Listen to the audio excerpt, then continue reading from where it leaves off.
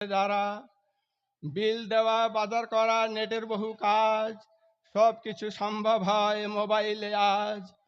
জায়গা করে নিল এটা সবার পকেটে, মোবাইলের আবিষ্কার চমকপ্রদ বটে। বর্তমানে এই যন্ত্রের বিশাল ভূমিকা, মুহূর্তে খবর হয় দিল্লি, লন্ডন, আমেরিকা। মানুষের যাতায়াতে সময় খরচ বেশি, মোবাইলে স্বল্প হয় সেটাও ঘরে বসি। সব জিনিসের দোষ কিছু কিছু রায়, মোবাইলের ক্ষেত্রে দোষ আছে নিশ্চয়। অসামাজিক কাজ কেহ এটা দিয়ে করে, তাছাড়াও গেম খেলতে কেহ মোবাইল ধরে। শিশুরাও আজকাল মোবাইল ধরে কানে, বকাবকি করলেও কথা নাহি শোনে।